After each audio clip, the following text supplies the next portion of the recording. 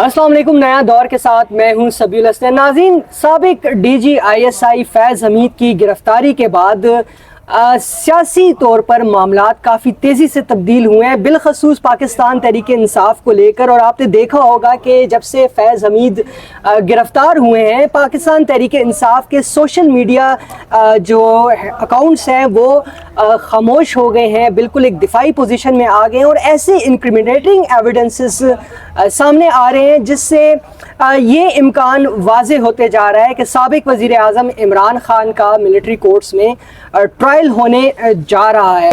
आज इमरान खान ने Islamabad high court में एक दरख्वास्त दायर की है और अदालत से सदा की है कि हुक्काम को रोका जाए कि वो मेरी कस्टडी जो है वो मिलिट्री को ना दें। इसकी मज़ीद तफसीलात पर बात करेंगे। आज मेरे साथ मौजूद है सीनियर सहाफ़ी तैयब बलोच। इनसे बात करते हैं। बहुत शुक्रिया तैयब ज्वाइन करने के लिए। ये बताएं कि सबसे पहले तो ये बताएं कि दरख्वास्त के निकात क्या हैं इमरान खान की। देखिए, तहरीक इंसाफ के बानी चेयरमैन इमरान खान के वकील उज़ैर करामत भंडारी ने यह दरख्वास्त इस्लामाबाद हाई कोर्ट में दायर की है और उसमें मेन मुद्दा ये इख्तियार किया है कि इमरान खान एक सिविलियन है और सिविलियन को जो है वो फ़ौजी अदालत या फ़ौजी तहवील में जो है वो ना दिया जाए। इस हवाले से उन्होंने फ़रीक बनाया है वजारत कानून को, वजारत दिफा को और इवन जो सुप्रीडेंट जेल हैं अडियाला के, उनको भी जो है वो फ़रीक बनाया गया। और मेन मुद्दा यही है कि उनका जो ट्रायल है, मिलिट्री ट्रायल, वो वहाँ पे ना किया जाए। अगर कोई ऐसा चीज़ें हैं तो वो सिविलियन अदालतों में उनके ट्रायल जो है वो होने चाहिए। ये तो उनकी जानिब से एक दरख्वास्त दायर की गई है। लेकिन इसके साथ साथ एक अपडेट ये भी है कि उस दरख्वास्त के ऊपर रजिस्ट्रार ऑफिस के एतराज़ात भी जो हैं वो लगाए गए हैं। अब एतराज़ात जो रजिस्ट्रार ऑफिस ने लगाए हैं वो बड़े वैलिड एतराज़ हैं। एतराज़ में पहली बात उन्होंने ये की है कि आप जो है वो तो सिंपल दरख्वास्त लेके आ गए हैं, आपने कोई इसके साथ डॉक्यूमेंट्री सबूत, एविडेंस या कोई फैसला वो नहीं दिया, कोई मुतलका FIR की कापी या कुछ ऐसी चीज़ भी नहीं है। और तीसरा मेन मुद्दा ये भी है कि ये इस्लामाबाद हाई कोर्ट की जुरिडिक्शन में भी मामला नहीं आ रहा कि ये मामला जो है वो पंजाब का बन रहा है। तो आप जो है वो इस्लामाबाद हाई कोर्ट में कैसे आए हैं? पंजाब का शायद इस वजह से कहा होगा क्योंकि अब दो मैटर हैं। सभी ये चीज़ समझने की है कि खान साहब के अगर मिलिट्री ट्रायल होता है तो दो चीज़ें सामने आ रही हैं। एक तो फैज़ नेटवर्क जो अनमास्क हुआ और फैज़ नेटवर्क का जो पूरा मैटर है और फैज़ का जो आर्मी की सेक्शन आर्मी एक्ट की जो सेक्शन है 31 उसके तहत जो उसका ट्रायल होना है या हो रहा होगा, वो अभी उसकी चीज़ें हमारे सामने नहीं आई। उसमें इमरान खान साहब इन्वॉल्व होंगे, साफ ज़ाहिर है। एक तो वो है, दूसरा सानिया 9 मई, ठीक है। तो ये दो मुकदमात या दो मैटर्स हैं जिसमें खान साहब के मिलिट्री ट्रायल की बातें हो रही हैं। अब अगर हम देखें सानिया 9 मई का मुतल्लिक मैटर कुछ सुप्रीम कोर्ट में भी आए हुए हैं, मिलिट्री ट्रायल के सिविलियन का ना होना नहीं होना चाहिए। और मिलिट्री पे मैं आपको इंटरप्ट कर रहा हूँ, सॉरी। जस्टिस एजाजुल एहसन और फैज़ हमीद का जो गठजोड़ है वो भी इस दरख्वास्त पे बेनकाब हुआ है, जो मैं आपको आगे चल के बताऊंगा। जी, कंटिन्यू करें। अच्छा, तो उसमें मामला ये है कि फैज़ से मुतल्लिक अगर मैं बात करूं कि अगर आपको याद हो, ये पॉलिटिकल नोयत की मैं बात कर रहा हूं कि वो ये है कि तहरीक इंसाफ के बानी चेयरमैन ने अडियाला जेल में सहाफ़ियों से गुफ्तगू करते हुए एक नुक्ता जो है वो उठाया था कि जनरल फैज़ का जो मिलिट्री ट्रायल होना है वो ओपन हो। अच्छा, वो उसका एक था। उसको फिर हमारे जो मिलिट्री एस्टेब्लिशमेंट है या वहाँ से बड़ा सख्त रिस्पांस आया। उन्होंने इसको ये लिया कि भाई ये तो हमारा मैटर है ना, हमारा वो जर्नल है, रिटायर्ड जर्नल है, हम उसका ट्रायल कर रहे हैं तो हमें पता है कि वो कैसे। तो उन्होंने इसको ये लिया कि ये अभी तक जेल में भी रह के हमारे मामलात में मुदाखलत कर रहा है, ठीक है। उसका रिस्पांस उन्होंने ये दिया कि वो तो हमारा मामला हम जैसे भी करेंगे, आप अपनी खैर मनाएं कि आपका ट्रायल ओपन होगा और हम पूरी कौम को, पूरी दुनिया को बताएंगे कि आप क्या करते रहे और क्या करवाते रहे। इस नुक्ते पे आप गौर करें। वो क्यों? खान साहब के बारे में जो एक तस्सुर है, बज़ाहिर एक तस्सुर जो बनाया गया कि जनरल फैज़ इस्तेमाल कर रहा था शायद खान को, नहीं। असल हकीकत अब ये सामने आ रही है कि इमरान खान जनरल फैज़ को इस्तेमाल कर रहा था। जिस तरीके से आफ्टर रिटायरमेंट फैज़ ने जो कुछ किया وہ سارا عمران خان کو فیور دینے کے لیے کیا جا رہا تھا نا. عدلیہ مینیج ہو رہی تھی, مطلب فیض نیٹ ورک کے ججز کے بارے میں بات ہو رہی ہے کہ وہ اس کے انفلوئنس میں تھے. بہت سارے ججز, جب فیض ڈی جی سی تھا, پھر آئی ایس آئی کا ہیڈ رہا, اس ٹائم بھی اس نے لگائے تھے, تو وہ ابھی تک رابطے میں تھا. پھر یہ بھی کہا جا رہا ہے ممکنہ طور پہ یا مبینہ طور پہ یہ ایک چیز سامنے آئی ہے کہ وہ جو آئی ایس آئی کے پیرالل ایک ادارہ اس نے قائم کیا ہوا تھا, جس میں وہ بیوروکریٹس کو بھی انفلوئنس کر رہا تھا, ججز کو بھی انفلوئنس کر رہا تھا, اور باقی معاملات بھی تھے. دونوں ایک دوسرے کو اپنے مفادات کے لیے استعمال کر رہے تھے. لیکن ہم جو کہتے ہیں کہ 9 مئی کے معاملے کو لے کر عمران خان کی معافی نہیں ہے, کیوں نہیں ہے؟ اس کی وجہ یہ ہے کہ 9 مئی کے واقعات میں ایسے شواہد موجود ہیں جس میں اسلام مخالف تک کے جو گروہ ہیں وہ ایکٹیو تھے, سرگرم تھے, اور ان کی کوشش یہی تھی کہ جو پاکستان کی فوج ہے اس کو کمزور کیا جائے اور بغاوت کی سچویشن کریٹ کی جائے. اور غالباً اسی لیے ملٹری کورٹس میں عمران خان کا ٹرائل ہونے جا رہا ہے. دیکھیں, جو سانحہ 9 مئی ہے وہ تو ریاست کے خلاف ایک بغاوت ہے. میں اس کو تو یوں دیکھتا ہوں. دیکھیں, بات یہ ہے کہ ہماری جنگیں ہوئی, دشمن ہیں, تو ہم اس دنیا میں ایگزسٹ کر رہے ہیں اور یہ حقیقتیں ہیں. ٹھیک ہے, ہمارا ایک ازلی دشمن بھی ہے بھارت, ٹھیک ہے, روایتی دشمن آپ اسے کہہ دو.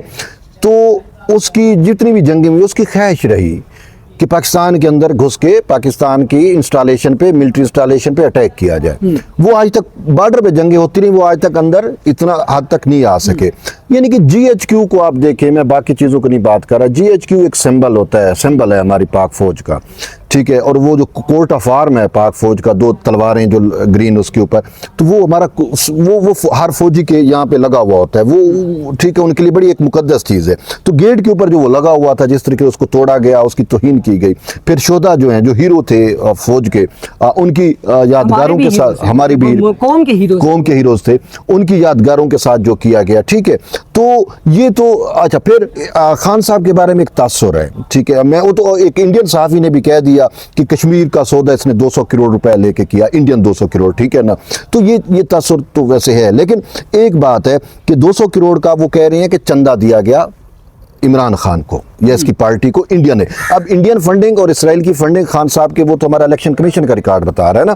تو جو ہمارے دشمن ممالک کی خواہشات تھی, اس کی پراکسی تحریک انصاف سانحہ 9 مئی کے دوران ہم دیکھتے کہ وہ بنی, ٹھیک ہے. عمران خان جو مطالبہ کرتے ہیں بار بار, اور ان کے کارکنان بھی مطالبہ کرتے ہیں کہ شواہد پیش کیے جائیں. کچھ ججز بھی ہیں جو کہتے ہیں کہ سی سی ٹی وی فوٹیجز, وہ اتنا ہائیلی سینسٹیو ایریا ہے وہاں کی, آپ سیکیورٹی کمپرومائز ہو جاتی ہے اگر آپ اپنے سی سی ٹی وی فوٹیجز دکھا دیتے ہیں, آپ اپنا سیکیورٹی کا پلان بتا دیتے ہیں. سیکنڈلی بات یہ ہے کہ آپ کتنی, آپ ایک نیوکلیئر اسٹیٹ ہیں, آپ کیا دنیا کو دکھائیں گے ایویڈنسز شو کر کے کہ اتنے ولنریبل ہم اسٹیٹ ہیں؟ نہیں, اس کے علاوہ کیا جو ٹی وی پہ لائیو مناظر ہم نے دیکھے تھے, جو جی ایچ کیو کے جس طریقے سے گیٹ توڑے جا رہے تھے, اس میں تو جو لوگ تھے وہ پی ٹی آئی کے تھے.